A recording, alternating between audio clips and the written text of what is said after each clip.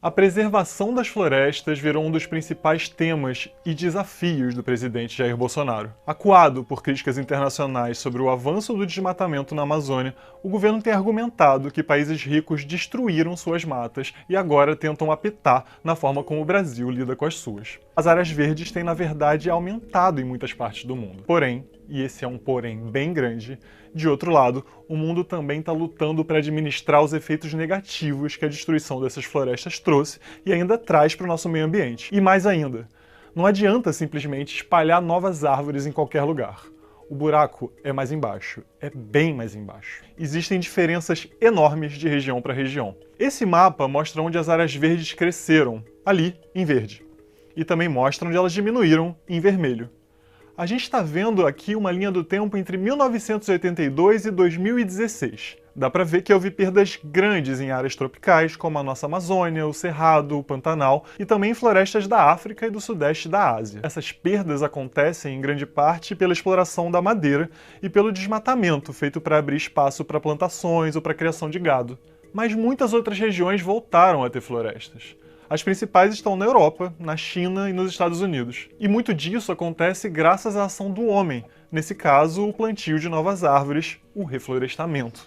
Alguns dados ajudam a gente a comparar o que está acontecendo no Brasil e em países europeus. Hoje, mesmo com o avanço do desmatamento brasileiro, 63% do nosso território é coberto por áreas verdes. Na União Europeia, onde boa parte das matas já tinha desaparecido no início do século passado, esse percentual é hoje de, em média, 42%. Ainda bem menor que o nosso, né? Mas na Finlândia, por exemplo, as áreas verdes ocupam 71% do território. Já a Noruega e a Alemanha, ambas citadas por Bolsonaro, têm respectivamente 40% e 33% das suas áreas cobertas por vegetação, apesar de estarem recuperando suas áreas verdes lentamente. No Brasil, por outro lado, o caminho parece ser o inverso.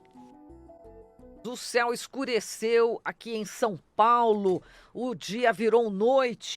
Tem dia que parece noite. Tem dia que parece noite. Essa frase Não- fez muito sentido em São Paulo hoje. Que a cidade de São Paulo hoje, às 4 da tarde, tava tipo escura. Tem várias fotos que a galera colocou no Twitter, os jornais também colocaram. Os meteorologistas, os cientistas ainda estão estudando as causas, mas pode ser a mistura de 4 coisas diferentes. De uma frente fria que veio do sul. De uma outra massa que veio do oceano também. Aí as duas misturaram e meio que as nuvens baixaram. Então o céu ficou carregado, era pra ser uma tempestade, isso acontece normalmente. Mas também tem a contribuição de 2 queimadas. Então, a queimada da região amazônica e a queimada da região do Pantanal, que envolve ali os países da Tríplice Fronteira. Sim, a gente não sabe ainda o que é, mas tem uma chance grande de que as queimadas que aconteceram no Brasil, lá em cima na Amazônia, tenham algum papel no fato de São Paulo ter escurecido às 4 da tarde. Então tudo indica que é agravado por esse fato que é real, das queimadas que aumentaram nesse período. E saiu uma foto, inclusive, da NASA de satélite, uma animaçãozinha mostrando a fumaça, assim, é um negócio meio bizarro. Excepcionalmente te chamamos para a gente entender melhor o que aconteceu na cidade de São Paulo, 3 da tarde, virou noite. E você acha que já é o colapso climático dando sinais ou não? Explica pra gente. Veja, Marilu, é sem dúvida o resultado de uma intervenção humana importante, né? Nós temos aí, em que pese a polêmica do local de origem, digamos assim, mas certamente uma evidência, né, da chegada de fumaça advinda de queimadas na Amazônia. Nós temos de fato aí, né, inclusive estão sendo exibidas as imagens, a gente percebe claramente um movimento descendente, né, de oeste para sudeste, digamos assim, trazendo então essa fumaça da Amazônia, e ao mesmo tempo, isso que ocorreu ontem, né, um movimento ascendente de sul para o norte, né, trazendo uma frente fria, né, e tudo isso convergindo aí na área de São Paulo, litoral inclusive. E foi essa combinação, né, se conseguisse animar essa imagem seria bem bacana, a gente consegue ver até a partir das 13 horas, por exemplo, toda essa movimentação, aí já é uma imagem já também interessante, né, mostrando aí as temperaturas das nuvens, o topo da nuvem, né, quanto ela está mais aquecida, e quanto mais perto, isso é o tom de azul e o tom de verde, etc., mas o azul é o mais quente, ele está mais aquecido, né?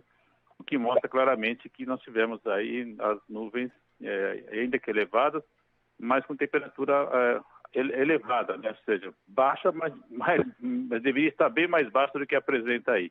O que confirma também essa hipótese de fumaça vindo da Amazônia, convergindo com essa massa de ar fria, a massa de ar polar. Quer dizer, e isso é raro acontecer. Eu não lembro, pelo menos eu não lembro de ter acontecido isso antes, né? Porque a impressão que dava, Wagner, é que ia vir uma tormenta. Nossa, escureceu. Exatamente, Acho que vai acontecer uma catástrofe aqui, uma ventania, mas nada, estava estranho, né? Você sentiu isso, né? As imagens mostram claramente isso, né? A impressão que tivesse um período de verão clássico, né, no Sudeste, é claramente uma evidência de uma formação de uma chuva intensa, né? Mas como não é o caso, né, de fato é material que veio da Amazônia, né? Mas plantar novas árvores não é uma solução fácil ou garantida para resolver as consequências destrutivas do desmatamento. Para você entender por quê, você precisa ter em mente a enorme variedade de florestas que existem pelo mundo. Uma floresta tropical na Indonésia, por exemplo, é diferente em vários aspectos de uma floresta no norte da Europa, em termos de biodiversidade, que é como a gente chama a quantidade e a variedade de espécies, além do número e da distribuição das árvores. Outra coisa fundamental é a capacidade dessas espécies de armazenar dióxido de carbono, justamente uma das principais causas do aquecimento global. As florestas tropicais armazenam muito mais carbono por hectare do que outros tipos de floresta. Essas florestas tropicais também estão entre os ecossistemas mais diversos do mundo, e elas são casa para várias espécies de plantas e animais ameaçados de extinção. O problema é que é justamente nessas ricas áreas tropicais que o desmatamento hoje é mais severo. E o estrago feito pela derrubada dessas florestas naturais não pode ser compensado simplesmente pelo plantio de novas árvores.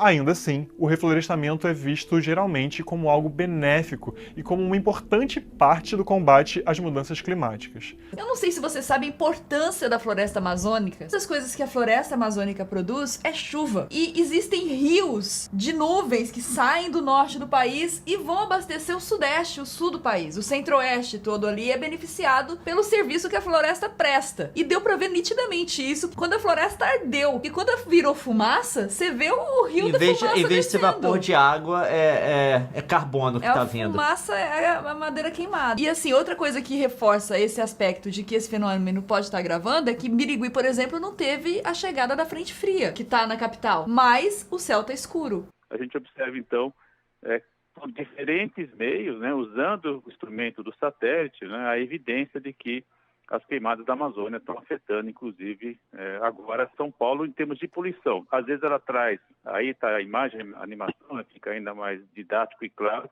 a gente vê toda essa movimentação das duas massas convergindo, né, e chegando até São Paulo. Quer dizer, para quem tinha dúvida quando a gente fala que a Amazônia traz a umidade, acho que essa imagem é bem evidente, né, como ela traz também, nesse caso, infelizmente, a poluição, trazendo aí problemas sérios de saúde. Nessa época do ano é comum ter queimado naquela região, queima mesmo, é um período de seco, mas tá todo mundo relatando que a situação tá agravada, tá pior do que nos outros anos. O que tá acontecendo na Amazônia? Pelo que foi noticiado, parece que teve um negócio chamado Dia do Fogo. Parece que a coisa foi coordenada, de fato. Teve um Dia do Fogo. Foi muito crítico na região, por exemplo, da BR-153, onde eles puseram fogo também na beira da estrada. Queimada nessa época a gente sabe que é normal. Às vezes cai um raio, a vegetação tá seca, e isso pega fogo. Eu morei em Goiás, a gente sofria com esse problema. Mas nunca tinha sido uma coisa coordenada descarada. Parece que existe de fato um sentimento de impunidade por tudo que a gente tá vendo até agora. Essas queimadas, até agora, não tem nenhuma notícia delas terem sido investigadas. Em relação justamente a esse aumento, né, do número de queimadas, além dos dados do INPE, a gente tem satélites da NASA também que indicam um crescimento de 65% no número de queimadas no Brasil desde o início de 2019, quando a gente compara com o mesmo período de 2018.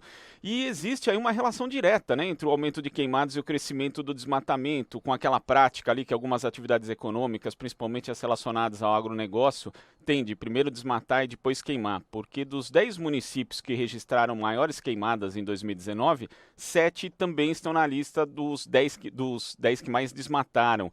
Então, tem uma relação direta disso e também dá para a gente inferir, Wagner, que a questão da fiscalização ter sido relaxada também contribui para que haja esse aumento, não?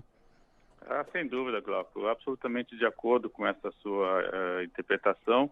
De fato, a gente assiste aí o desmonte do IBAMA, né, o desmonte da capacidade de fiscalização, infelizmente, né, e o abuso, né, de práticas lesivas, não só ao ambiente, mas também, como a gente está vendo, tendo consequências para a saúde pública muito além de onde essa devastação ocorre, né? A gente tem que entender uma coisa, porque existe um discurso muito errado nessa história toda de exploração da Amazônia. O próprio ministro do Meio Ambiente veio a público dizer que ele queria uma solução capitalista para a Amazônia, como se as pessoas que se opusessem às posições dele estivessem defendendo uma posição não capitalista. Na verdade, essa fala dele é uma fala propositada para tirar a discussão do campo dela mesmo e jogar no campo ideológico. A questão da preservação ambiental, ela não é esquerda e direita, ela não é uma questão capitalista socialista. Mesmo porque o socialista, não, você pegar os que mais respeitaram e destruíram a natureza no mundo, você pegar o histórico dos países comunistas em termos de respeito ao meio ambiente, é baixíssimo. Eles não estão preocupados com isso. Mas aí o que você faz? Na hora que você joga a palavra capitalista, você insere essa coisa da guerra ideológica numa questão que não tem nada a ver com guerra ideológica. Na verdade, todo mundo tá propondo uma solução capitalista para isso, mas a questão é, a solução que as pessoas que defendem a preservação do meio ambiente estão propondo é uma solução de exploração sustentável. Não é que você não vai tirar recursos da floresta. A floresta amazônica é um patrimônio brasileiro e tá ali pra gente usar pro nosso próprio proveito. Mas o que está sendo defendido é que essa utilização deve ser sustentável. Por quê? Pra gente poder usar a floresta hoje, os nossos filhos poderiam usar a floresta depois, os filhos dos nossos filhos e as gerações de brasileiros que seguirem a gente. É uma exploração com a floresta em pé. E esse ponto da exploração sustentável é isso que está sendo desvirtuado por esse discurso de a gente precisa de uma solução capitalista. Não, ninguém está defendendo uma solução que não seja capitalista, mas a gente quer uma solução capitalista que mantenha a floresta em pé para as próximas gerações poderem usar. A gente usa da floresta há muito tempo, desde a produção de borracha, sabe, que tá lá, sei lá, mais de século. Seringueira é um ciclo de riqueza importante pro Brasil. Uma importância muito grande pro desenvolvimento da região, pra história do país, até pra expansão territorial brasileira. E existe também uma função da floresta que a gente usa hoje, todo dia, embora a gente não perceba, que é o ciclo de chuva que é gerado pela floresta, que vai alimentar as plantações de soja e de outros grãos dos quais o país depende pra caramba, a exploração brasileira depende, que fica mais pro sul da floresta. E não só isso, porque a floresta também é uma fonte de recursos de investimentos estrangeiros que chegam. Porque outros países que desmataram muito no passado, esses países reconheceram o que fizeram e existem pactos, existem acordos internacionais de que esses países mandem dinheiro para países que preservem seus biomas, para que esses países que preservem suas matas recebam dinheiro de quem devastou. Não, e é bastante dinheiro. É a moeda de carbono. E é dinheiro a fundo perdido. Claro que tem determinadas condições que você tem que obedecer, você não pode desmatar, é dinheiro pra você não desmatar, mas eles dão dinheiro. E o que o pessoal tá falando é, você tem que usar de forma sustentável. A floresta tá aí, tem milhões de reais lá para serem ganhos pelo Brasil, para ajudar no desenvolvimento nacional, para ajudar em tudo que a gente precisa. Mas a questão é, a gente tem que deixar isso para as próximas gerações. E o que o outro lado tá dizendo é nosso, então a gente pode destruir. E tem até um discurso assim, porque eles destruíram, aí aponta para os países europeus, coisa do tipo, a gente pode destruir também. Esse discurso já existiu antes no Brasil, tá? É uma coisa que tá sendo retomada agora. Então não é capitalismo e socialismo, é uma forma inteligente de explorar e fazer uma riqueza maior e uma forma de beneficiar apenas quem vai derrubar madeira, quem vai fazer pasto, que é um número pequeno de pessoas, sem o planejamento do impacto que essa exploração da floresta vai trazer para todos os outros brasileiros. Na verdade, o desmatamento é praticamente um projeto desse governo, né? Infelizmente, eu diria. Aí vem as sanções internacionais, né? Primeiro a Alemanha, agora a Noruega cortando investimento. E o Glauco lembrou muito bem, né? Grande parte dos investimentos do Fundo Amazônia, diferente do que o ministro Ricardo Salles comenta, não vai para a ONG, né? Vai para órgãos estatais, inclusive o Corpo de Bombeiros, né? O INPE também recebe recursos vultosos para investimento em pesquisa, né? E nós estamos tendo, na verdade, a descontinuidade desse tipo de pesquisa, de trabalho, de fiscalização, no caso dos bombeiros, tudo isso facilitando a penetração ilegal, inclusive em terras indígenas, em unidades de conservação, né? Ameaçando, de fato, toda a dinâmica do sistema amazônico, que é muito complexo, e os serviços ecossistêmicos, a gente vem sempre lembrando disso, né? Serviços ambientais ecossistêmicos, dessa vez trazendo um desserviço, né? Trouxe a fumaça para cá.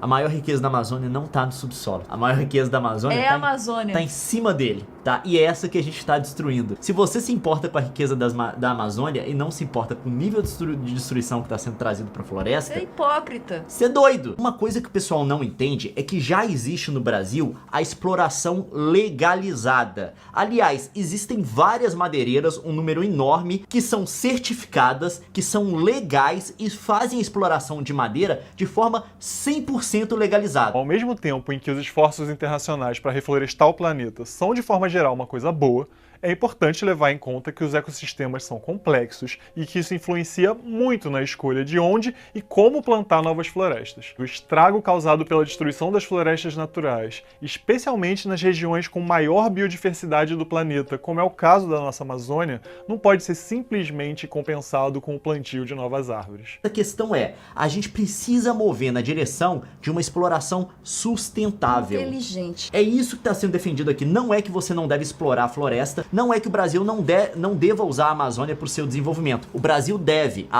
Amazônia é brasileira, é um patrimônio nacional, ela tá lá pra gente usar. Ela tem que ser usada de forma sustentável, para que a gente possa usar hoje, nossos filhos possam usar no futuro, os filhos dos nossos filhos